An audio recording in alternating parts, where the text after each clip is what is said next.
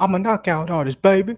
I couldn't help it, man. Salute to Jamel Charles. Nah, salute to the Black Goose TV family. What's good with it? Look, I got to talk about this real quick. I kind of dropped like a shorter video when it came to this particular topic earlier in the day. So make sure y'all go check that out. And if you guys do check it out, hit the like button on that joint. But I had to go ahead and make this video because we had another person in the corner of Dillian Whyte when it comes to the outcome that may happen possibly when he fights Tyson Fury. Obviously, it makes sense. The support he's getting makes sense because they're all, technically more Dillian Whyte fans. I don't know about Ricky Hatton, but obviously when we're talking about the Eddie Hearn ties to the game, you wouldn't expect him to say anything less, right? But still, we do have people coming out and speculating and saying different things. We're talking about world-renowned boxers, boxing legends like someone like Ricky Hatton, who is putting out the narrative that they think Dillian Whyte could knock out Tyson Fury. Now, do I think that? It's not about my opinion. That's not what we're talking about right now. What we're getting into is what I'm seeing when it comes to this boxing news side of the game. And earlier in the day, I saw Eddie Hearn echo the same sentiments, right?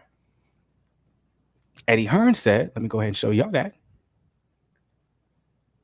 Eddie Hearn says he predicts White to KO Fury in the 11th round on April 23rd.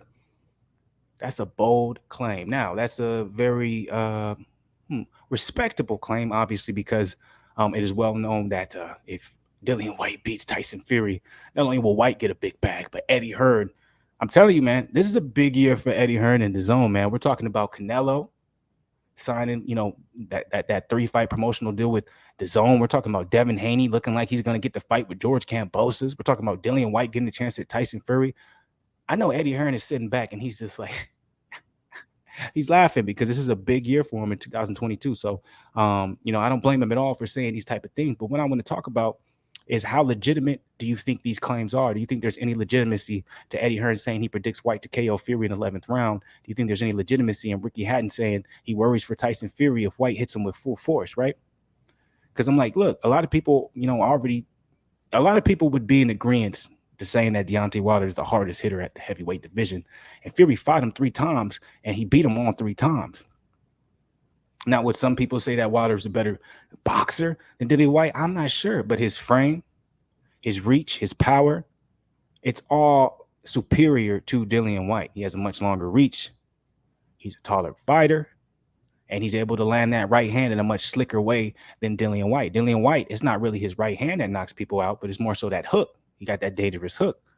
And a lot of times that hook comes from that body work. Now, look, my personal breakdown or quick, deep, no analysis of what I think a possibility could happen if we were to see Dillian Whyte touch up Tyson Fury and hurt him. I think if Dillian Whyte is smart, he's not head hunting, but he does what he's known for, being a body snatcher, because Tyson Fury is such a big body and he moves around so much and his head is never on the center line. His best bet would be to work that body to hopefully slow him down. And then when he's expecting the body shot, then comes that signature Dillian Whyte hook. That's beautiful. But I want to know from y'all, Black Goose TV family, do you think Eddie Hearn's all cap? He's just saying this to promote the fight. Do you think Ricky Hatton is on the same type of wavelength, or do you think they legitimately believe this? Let's go down real quick. Let's see what he said. I think Tyson might have to go back to the old Tyson against Dillian. He doesn't need me to tell him to do that as far as the speed, ability, and movement go. Tyson is head and shoulders above Dillian Whyte. Okay. The only chance that Dillian has is if he clocks Tyson. And the more that Tyson stands there and trades like he did in his last 2 fights, the more chances he offers Dillian.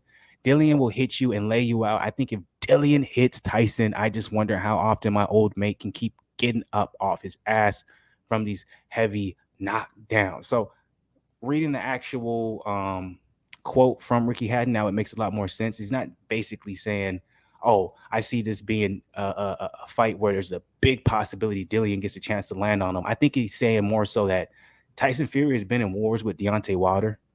All 3 of those fights, he's been hit big and he's been knocked down. Like, he's not saying Dillian is a bigger puncher than Wilder. He's not saying he's a better a chance at beating him than Wilder did, but he's just saying that with the wars Tyson had, do you think Tyson will be able to take a big punch from Dillian Whyte if he's able to land? And I respect that. Here we go. Let's go a little bit more into it. Let's get a little bit deeper. I think one time in the first Deontay Wilder fight, he looked like he was out. So he got a little bit more sensible in the next fight, and he chose his moments, especially early. Picked him off early, but boxed him, take the string out of him first, and then put his foot down the home straight. I think he has to be a little bit more conscious to show Dillian the respect that he deserves because he can hit, man. He's got a good camp, excellent people advising him.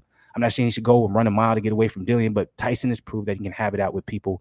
But I just think he gives up all his advantages if he goes toe to toe with Dillian, and I kind of agree with that. Obviously, Dillian, he's more of an inside fighter. So if you do want to go ahead and bang and swing on the inside, Dillian will be able to capitalize a lot better than Wilder. Wilder has to be at range for his power to land. Dillian can really be anywhere for his power to land, but those short shots from Dillian, those are the most dangerous. He's basically saying, Tyson Fury, you have to be aware of that. I think Dillian likes to go toe to toe. He likes to slugfest. Tyson has so many more. No disrespect to Dillian, but he has so many more attributes in his hand. He's got height, reach. He can go southpaw, orthodox, can stand back, box, move, defense, and sit on the ropes. I agree with that. So actually reading his comment, it's like, okay, that is a sensible comment where he's just basically saying, he's not saying he's a bigger puncher than Wilder, he's a better fighter than Wilder or whatnot, but he's just saying there's certain things that Tyson does, especially that we've seen with, in the last 3 fights with Wilder, that Dillian Whyte can possibly, take advantage of because his strengths, his biggest strengths when it comes to boxing, correlate with the weaknesses we saw from Tyson Fury against Dillian Whyte. So this was asked to Eddie Hearn what round will Dillian Whyte be KO'd in? He won't be KO'd. Fury, in my opinion, doesn't carry the power to take Dillian Whyte out. I believe actually that when they trade up left hooks, Tyson Fury will go to sleep, and he would go to sleep in round 11. So Eddie Hearn predicts that it's going to get later in the rounds. Fury's going to slow down. That means he believes White's probably going to be working that body on all fight.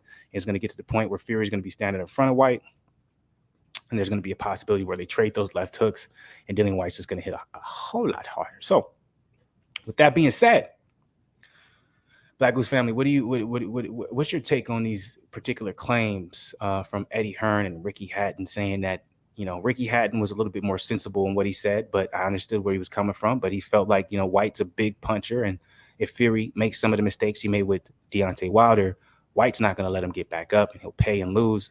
Eddie Hearn basically just saying, hey, look, I think he's going to go 11 rounds, and then that 11th round, Fury's going to be standing in front of Whyte, and White's going to be able to exchange with him, and Fury doesn't have enough power to hurt Whyte, but Whyte has enough power to hurt Fury. Do you guys feel like they're just capping, saying it to promote the fight, et cetera, et cetera? Or do you believe there's actually some legitimacy in it? You know what I'm saying? I want to hear you guys' opinion on it. Do you think that if that's the case, it's a closer fight than we think?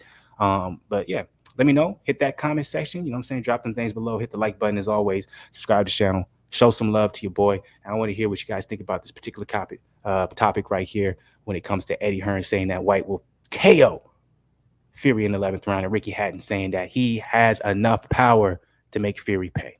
Let me know.